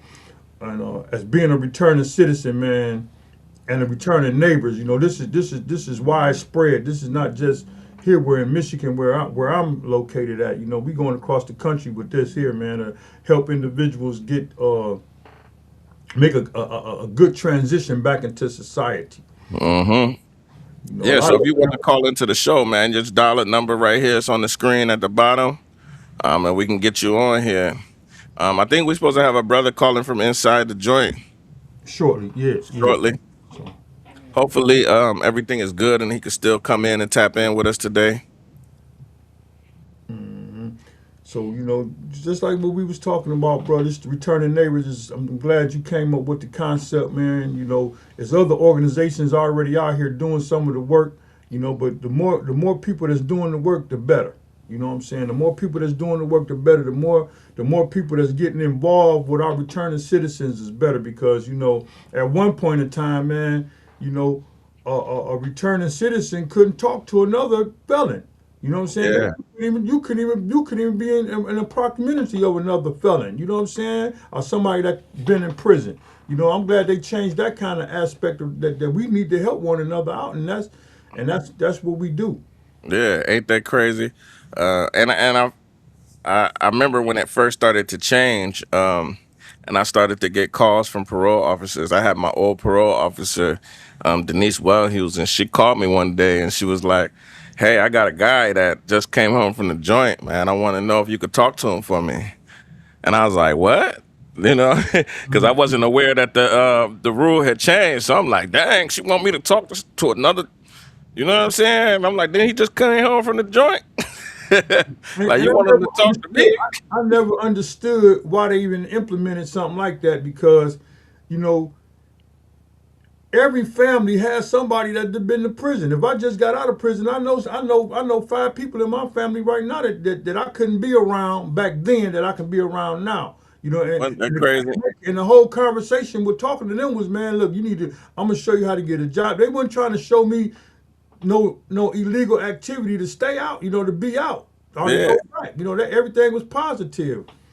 You know, exactly. Because nobody knows better than the person that experienced the trauma of being locked in that cell, what it feels like, and the severity of the situation why you can't go back, man. We was talking about that earlier. Also was talking about when you got that mindset, like you just know you're not going back, man, no matter what.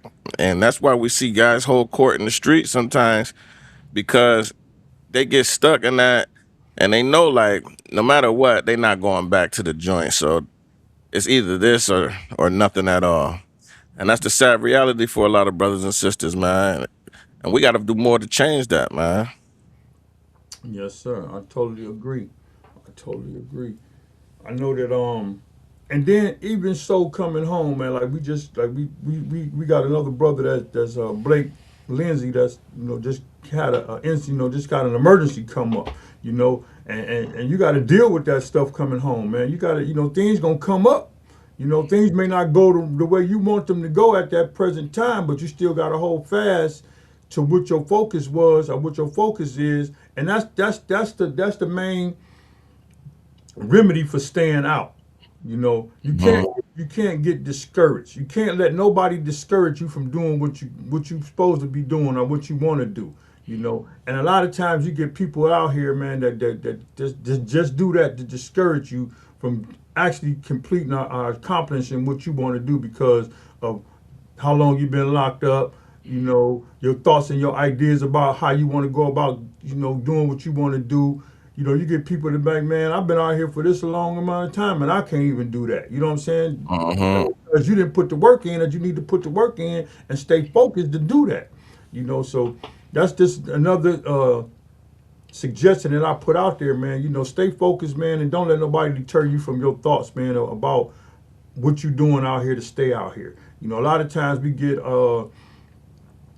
some, it may be some of our own family members, you know, or we get involved with a certain individual and your reentry ain't quick enough for them. You know what I'm saying? When you gonna get up and get a job? When you gonna do this? When you gonna do that? When you go? You know what I'm saying? That could be that right there could be enough to trigger you to say, you know what? I'm about to go out here and get some money today. You know what I'm saying? And you might get away with it and you may not get away with it. But at the end of the day, you've been triggered by someone constantly, I don't want to call it a nag, but someone constantly trying to push you over the bridge. You know what I'm saying? And that Yeah, that definitely don't help nothing. My guy said, yeah, just because we can do time don't mean we need to do time. absolutely, That's absolutely, why I don't say free my guys that's in the joint. I just tell my guys to stay free.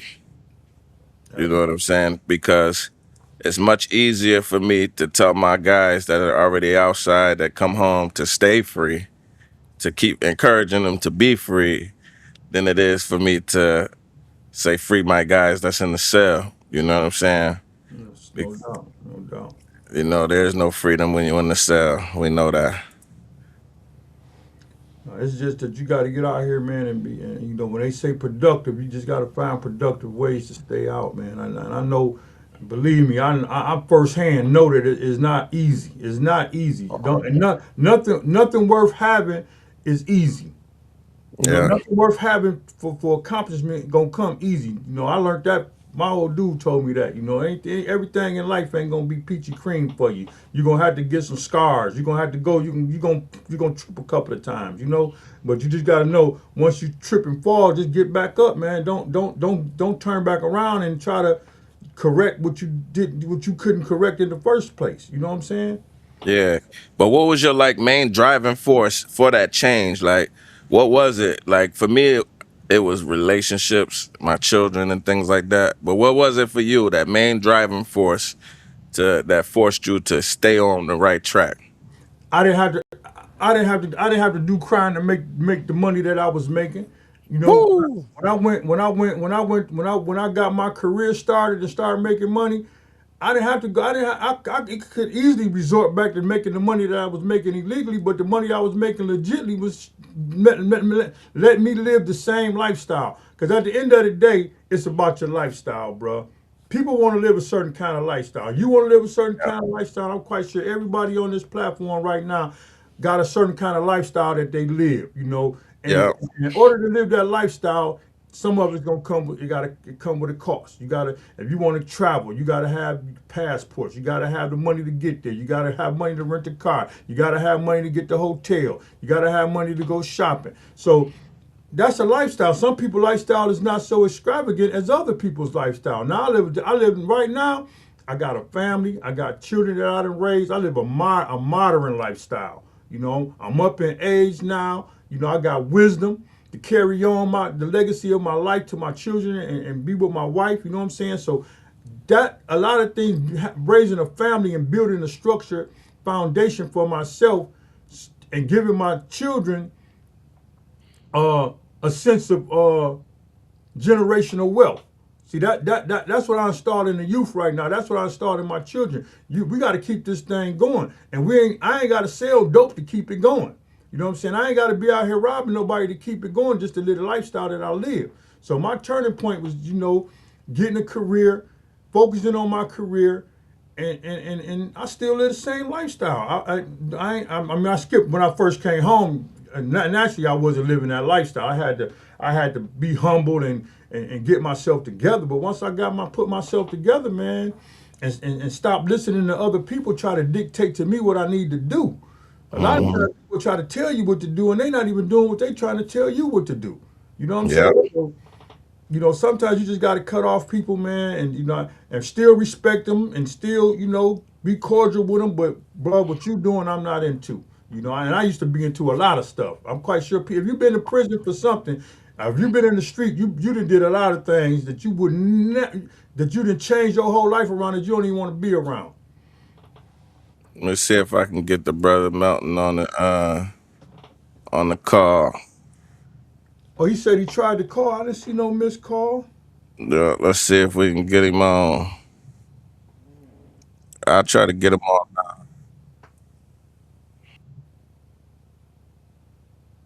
I want to make sure I got the right number. 313-420-8257. Oh, he coming on. Okay. We gonna bring him on. Okay.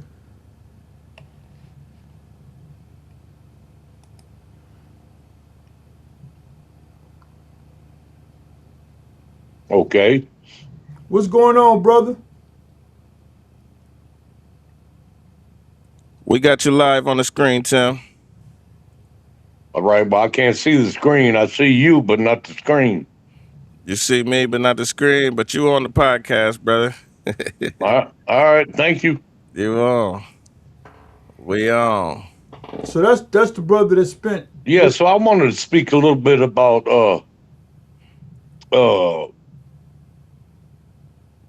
incarceration and the difference between the state and the feds. In my opinion, the federal system is way worse because they transport you all over different parts of the United States. The federal system is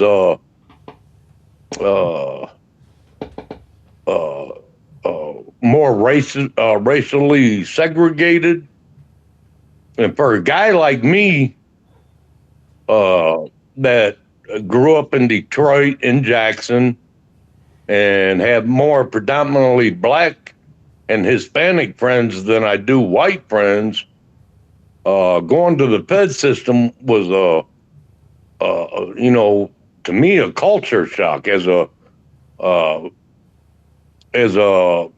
Caucasian person. Yeah, I do know. I haven't been to the feds, but And then typically in the federal system, for instance, I had a cellie. He got stabbed to death at USP Lee, and I had no part in it. And I was in solitary confinement under investigation for 3 years until they finally cleared me. Man. I don't know if he can hear you or not, Brother Dion, but what was your question? Maybe I can say it to him. no, I was just asking that. I never been to the feds, but I do know it's like feds is like California. They put people in. They put people with their own, not their own kind, but Their own race. their own races. Yeah. Mm-hmm. Yeah, Michigan. It don't. Michigan penitentiaries ain't really like that as much. I'm talking about the feds. In the feds, Yeah, and the feds it is though. Definitely still that way in the feds, and the culture shock of it, the shock of it, all of the rules and the regulations that's unspoken. That's shocking when you first get into. absolutely. But what else you got, Tim, on your experiences on being outside? What about when you came home, man? What was life like when you first got home? Well, I'm gonna get kind of personal here. I did 18 plus in the feds, and of course, my ex-wife left me. when I got incarcerated in 1995, when they raided my house, the ATF, FBI, and the U.S. Marshals raided my house. Uh, they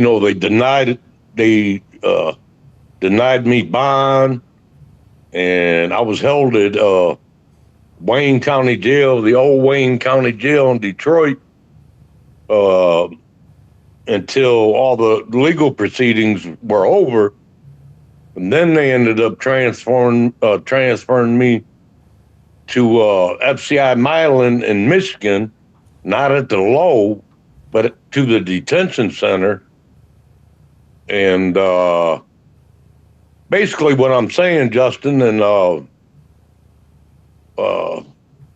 anybody else that's listening, I lost everything when I went to the feds. My wife left me, divorced me. As I said, my kids were babies when I left. They had already started calling somebody else dad, so I had to get used to that. My parents both died. I couldn't go to no funerals. And as I say, in the federal system, they transfer you all over the United States to different prisons. They only allow you to be at one particular prison in the feds for approximately 4 years because they don't want you to get overly familiar with the staff. And so then you got to go to the Oklahoma City Transfer Center. You got to ride on Conair. For instance, I was locked up with a lot of people, man, at different spots like John Gotti, Sonny Francisi, of the Colombo crime family. But yeah, so anyway, when I got home, they released me to a halfway house on Livernois and Pinko in Detroit. And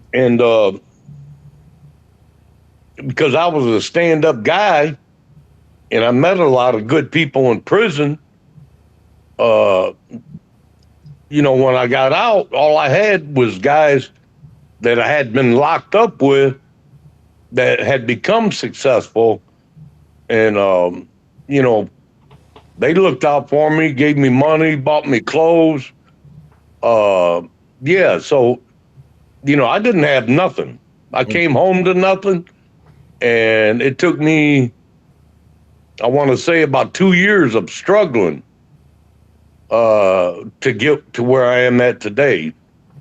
I have a relationship now with all my kids, my ex-wife, my brothers, and but it was a shock to even come home. For instance, I suffer from antisocial personality disorder. I don't like being around a big group of people. It's just hard. And as you know, Justin, with the recent fire at Reed Manor, that kind of made me go back to when I was in the halfway house in Detroit after I got released from the federal system. I didn't have nothing. I had to start over again. So again, that brought back nightmares and memories, know. Yeah. That trauma that lasts forever because it takes you back to those feelings and that fear that you had at that time. Is there any other things from prison that you still struggle with? Like, I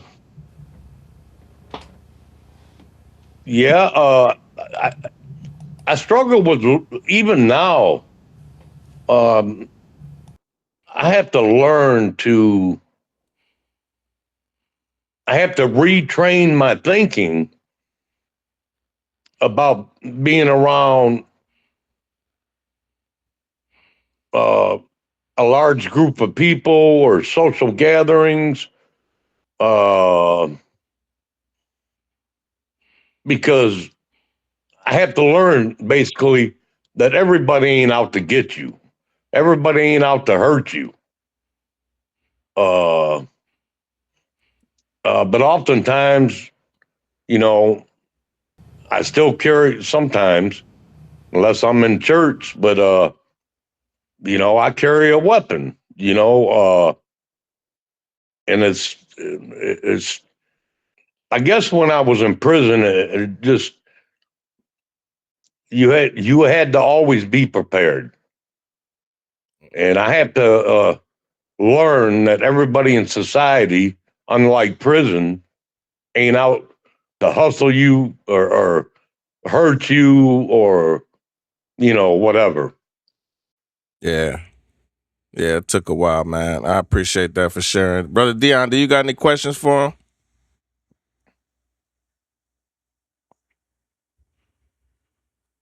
Yeah, I got a couple of questions for you, bro. I wanted to know. You said you've been home for 5 years now, right? If I'm correct on the comment. Can you hear it, Tim? No, He said, you've been home for 5 years. Is that correct? a little longer than that. Okay. So I want to say 7 years. okay, my question is to him is, with going to prison and losing everything, and then coming back out of prison and have to establish his whole life over again. How has he mentally uh, navigated through keeping himself together and functioning out here? He said, with you having to come home basically without nothing, how were you able to mentally function and navigate out in the streets in that situation? Well, as I stated previously, I didn't have nothing, nobody. Um, Actually, when I got released, I think I had in my inmate account, I had about $820 or $40. Didn't know anything about cell phones. Um, Technology was a brand new thing for me. I basically rode uh, the Detroit bus to, uh, I think it was a Walmart or a Myers, and used my money to buy some clothes, socks, underwear, T-shirts. Um, and then approximately a week later, I got a cell phone that I got at Metro PCS on Wyoming and Pinko in Detroit, and I got in contact with a few guys that I had been locked up with at FCI Milan, and one of them just so happened to own a restaurant or several restaurants, an Italian guy that I knew, and he gave me a job Mm. and paid me pretty well. And I eventually saved my money up and bought me a vehicle and started coming from Detroit to Jackson every week um, to see my kids, ex-wife, and it was a struggle probably for the first, I want to say, year and a half, 2 years.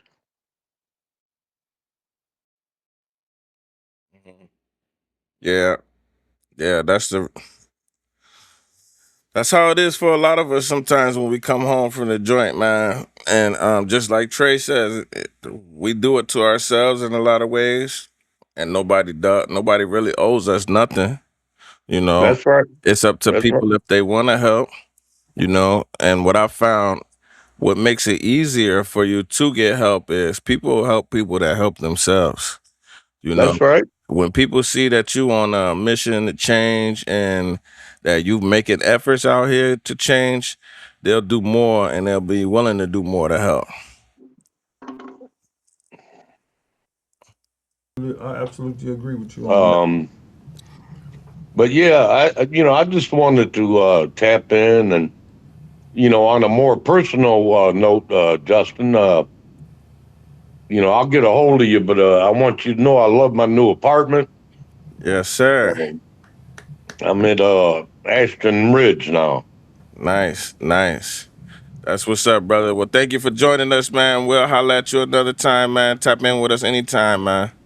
All right. God bless y'all. Yes, sir. God bless you too, brother. Peace. All right. Peace. That's good, man. He doing well, man. She's and that's good. We got people out here that's coming home that's functional. You know what I'm saying? And I agree with the sister Trey as well. If she is sister, but the Trey Majors is correct, man. What's up, brother? Don't nobody owe us nothing, man. And some of us, to be honest with being real, we owe a lot back to the people, to society. You know what I'm saying? Mm-hmm. Even though they say we paid our debt into society, but man, I done harmed a lot of people out in society. You know what I'm saying? I done did a great harm to humanity from the things that I was doing out in the street before I went to prison. You know what I'm saying? So I owe that. I owe that to correct the wrong that I put into society. To make the community a better place. You know what I'm Facts. saying? They don't owe me nothing. I actually owe them. I'm they humble servant at this point. What can I do to help you? Facts. That's how I felt too, man. When I came home, you feel this overwhelming urge, this overwhelming need to, you know, do good because you've done so much wrong. When you've done a lot of wrong and you know that you've gotten another chance, you've been forgiven, it develops this urge and this need within yourself to want to do better and to want to see other people do better. So that's why so many of us come home and we start to do things like what we do now. It's because we accept it, right? We accept that, and then we make that decision within ourselves to be accountable. And then we say, to take it even further, I'm going to be accountable to my community by doing the right thing and being the right example for others to see. Yeah. And for ones that are going back into the communities, trying to help out people in the community and get things right, man, you got to be careful how you approach people, man, because sometimes you come in arms wide open to embrace the help. They may not see that. They might see something different. So, sometimes you got to be careful how you approach people. I had to learn that the hard way because, just to give a little example, man, I was, riding up and down the blocks, and I had this event going on, Stop the Violence, and we was going to do a peace march. And it was a couple of young guys from the ages, I could say from the age from 16 to 11. They was outside playing basketball, and I wound up pulling up on them. They didn't know who I was, you know what I'm saying? But I noticed they was youth, So when I pulled up on them, and asked them how they was doing, only the youngest one said something, but then the oldest one kind of grabbed the youngest one. Is like, man, don't talk to him. You don't know who he is. You don't know nothing about him. You know what I'm saying? Even though I was coming peacefully, they still didn't want to hear what I had to say because I was a stranger to them. I was somebody that they couldn't relate to. And then a couple of weeks later, I went back over there driving a different car. I had my gold chain on. I had my jewelry on. I went over there like that, and guess what? They was all in. They was all in then, so it was just a mind trick. They didn't know I was the same person because it was still the same people out there, but they didn't recognize me the first time when I walked up to them in a plain sight. But when I got flashy on them, then there was a different situation. So sometimes you just got to be careful how you approach our youth or anybody in that matter of trying to help them out. Because after I push them like that, I wound up getting them. I gave them a car, gave each of them $5. You know what I'm saying? They was happy then. You know what I'm saying? They was like, okay, we'll listen to you now. You know what I'm saying? Y'all, I got something going on at the rec center. Next week, y'all come out and join us. And guess what? They came and joined after that. You know what I'm saying? But you just have a strategy of how you approaching people. That's a fact, man. That's a fact, man. Trey, that's my guy, man. Trey said he been held accountable for every year he did inside spiritually. God held me accountable, then I held myself accountable and called home and told my mom I deserved to be in there. She hung up the phone because she couldn't believe I was holding myself accountable. And that's something that some of us we come to that realization. And for me, it was the same way. I remember I called home to my dad. My dad raised me from Jersey, and my dad was a firefighter, so he was a no nonsense type of dude. You know what I mean? And I remember he answered the phone and he was like, "What up, man? You good?" And I was like, "Yeah, I'm good." And he was like, "You like it in there?" And I was like perplexed, like, "What you mean? Do I like it in there?" I'm like, "Heck no, it's dirty, it's nasty, there's all dudes in here, stank, you know. Heck no, I don't like it in here." And he was like, "Good, so you won't go back?" And Mm. I was just stuck, like. And then he said, "Because if you do go back, then I'm gonna assume that it was something that you liked in there." And then he hung up, and I never talked to my dad again. He never answered the phone call. So at that moment, that taught me a strong lesson, man to man, because I was father to son. That was a father teaching me a strong lesson in accountability, because he was saying, what his message was, I'm not going to support you inside while you're doing that. You know what I'm saying? Don't expect me to answer no phone calls. Don't expect for me to come visit. Don't expect me to write no letters, because I didn't cause for you to be there. You know what I'm saying? I had nothing to do with you being there. You made that decision on your own. So those are the consequences you deal with. So that's what started me into my process of accepting that accountability, right? Because so many times we come with that victim mindset, right? That, oh man, I got snitched on, man. I would have never been here if it wasn't for this dude. And we don't accept that accountability, saying that we deserve to be here, we need to be here, and there was a reason for us to be here. So in that moment there, on that phone call, that's when I began to accept that. And I remember it was shortly after that that I went back into my cell in quarantine, and I finally started to accept and find knowledge of self. You know what I'm saying?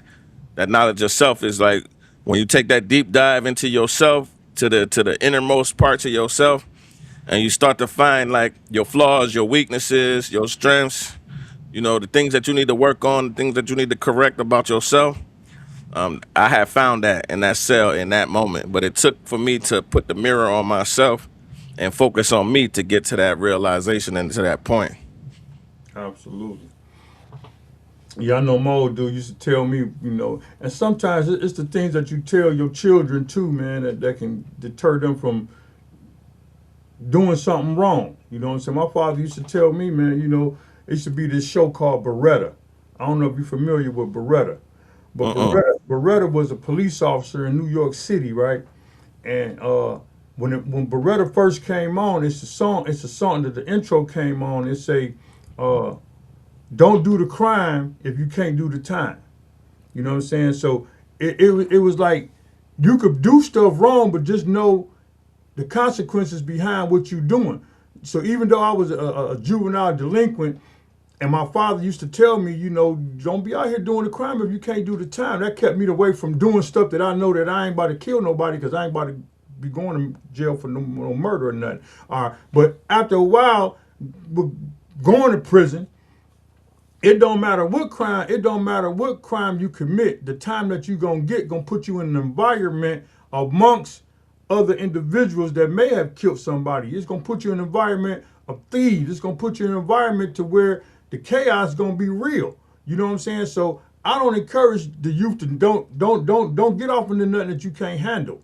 You know what I'm saying? Don't get off into it at all. Just how about that? How about finding another avenue to not even do that? You know what I'm saying? Because like I said, there's people out here. I'm making the same kind of money, legitly living a good life now, without worrying about who gonna kick in my back door, who gonna pull me over to take me to jail, violate me for some reason or whatever.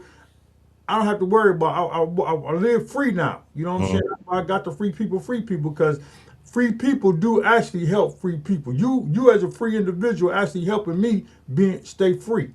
You know what I'm saying? Not Facts. by saying don't do the crime if you can't do the time.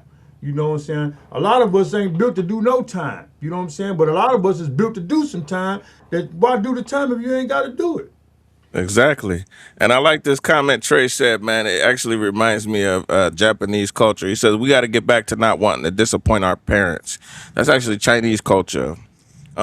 In China, there's relatively no crime in China and Japan, and a lot of times they don't lock doors, especially in Japan. There's no doors, like locked doors on homes and things like that. People leave their cars unlocked, and that's because the crime rate is so low there, and it's because in their society, if you do something to dishonor your family, you dishonor your whole family's legacy, like your whole lineage. So I tell my sons in that same way, like your last name is powerful, right? People in the community will know of you from your last name. So therefore, don't do anything to destroy the honor of your family name. Your family name is sacred, right? Your family name means something. And we have to get right to training our kids that, to give them that understanding, the realization that we do have honor, integrity, and dignity within our family structures, right? He said smoking and drinking with our kids, allowing teenagers to live in your home, sleeping in the same room, allowing your kids to have guns in the home. Kids are making families in the parents' home, not in my family's home. You want to be grown? Here goes the door, period. Facts. We got to have standards, man. We got to have standards, man. Yeah, I noticed that I got a 25-year-old about to be 26, and I got a 22-year-old. Mm-hmm. You know, I had my children up in when I was up in my late 30s or something. I'm an old dad. You know what I'm saying? I'm a 61-year-old dad now with young adult children. So, a lot of things happen to our children when they say when I start noticing when they talk about the brain science.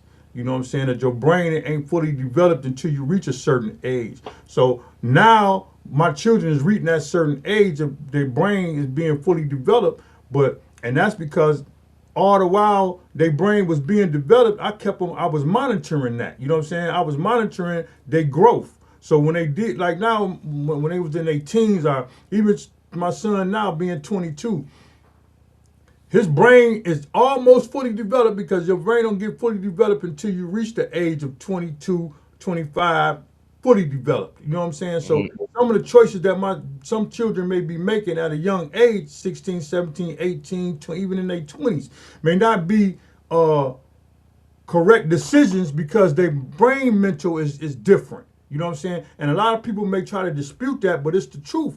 Certain things that went on in my life when I was a young boy, the decisions that I had to make, I didn't have to act those decisions out, but the environment that I put myself in, I did that. You know what I'm saying? So if my brain got fully developed once I went to prison. That's when my brain got fully developed because now I'm here. I got to take care of myself. I gotta maintain my reputation. I gotta not say my reputation. I gotta maintain myself. You know. And in prison, that's big on people are big on respect. You know, if you gotta respect your respect. That's what it is. You know, you can be the toughest and roughest guy everywhere, but they got another rough and tough guy there. So it's about Right. respect. But I don't really like talking about in prison because we returning neighbors. You know what I'm saying? We're coming home and getting things situated out here allows me to help individuals, conquer some of the foes that they may have. You know what I'm saying? If their brain ain't all the way developed. But I noticed that, with my son growing up and with my daughter, some of the decisions that they was making growing up, and I had to check them like that ain't a good thought to do. You might want to go back in your brain and refigure that out so you could pass that class. You know what I'm saying? I That's a graduated. fact. Tell me about this flyer we got up now, the Underdogs 180. Well, that flyer it came across my hold on, I'm gonna get my son his phone. It came across my live screen, and I don't see a location on it or a number to contact, but it's just something that I'm interested in doing. The brother that actually posted that is he's part of a Facebook group page that's on my Facebook page, and I posted our platform on his page, and Okay. he sent me that flyer. For So sure. For sure. Well, we had our last couple minutes for today's episode, man. It's been a wonderful 2-hour episode today. If you're just now tapping in, please go back and rewatch the video, man. We're going to post it on all platforms, Facebook, YouTube, and we also have X, formerly known as Twitter. But before we go, man, we want to talk about the event we got coming up next weekend. We got the Father's Legacy. This is our second annual Father's Legacy, Father's Day barbecue cookout. We got a special guest this time, man. We got a theme this year. It's called the silent strength, man. We recognizing the silent strength that our local fathers have. You know, the silent strength that they display without saying anything all the time, and they just being consistent, always coming through for us. So we want to give honor to those fathers, and we're gonna do something special this year. We're giving away Father of the Year trophies. And we're going to do this as an annual tradition every year from here on out. So please come to the event. We're going to have a sign-up table so that you can sign up your father or your father figure that you would like to honor for next year. And we're going to have the community vote on it because we want to do this every year. I think that fathers deserve honor, and we need to show some recognition to the outstanding fathers that we have in our community. And this will be something that we do as a community to change the narrative around our fathers and our local fathers. So make sure y'all come on out, man. Come on out and support. We're going to have some games, entertainment for the kids, resource tables. Plus, like I said, we got a special guest panel. These guys coming from Detroit with their group. They're called Healing While Helping. They're a group of all types of men from different walks of life. Some of them are case managers, mentors, psychologists, therapists, all types of things. And they want to come lead the conversation on men's mental health. And we want y'all to be there. So come through June 13th from 12 to 4 at the C-Store Deli. Once again, that's June 13th, 12 to 4 at the C-Store Deli. Thank you for tuning in to this episode of the Returning Neighbors podcast, man. We appreciate y'all. We love y'all. And we out of here. Who do I turn to? Who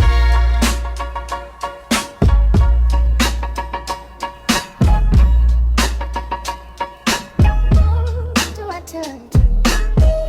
Walk back in with a duffel bag, one key, one bus card, one last tag. Mama moved, phone dead, rent due. I know the block, but the block don't know you. Paperwork thick like a brick wall. Every form say sign here, I stall. Online page keep asking me to prove what I spent years trying to get loose. First day home, I don't sleep much. Window half open, hearing loose cuffs. My hands still shake when the door latch clicks. Still count steps like a cell block shift. I tell myself breathe, keep pace. But the same old alley got a new face. And everybody say keep your head up. Like clean is easy when the whole world fed up. 72 hours, that's the test. Keep my feet on the floor, keep calm in my chest. 72 hours, don't let me slip. I need a steady hand and somebody to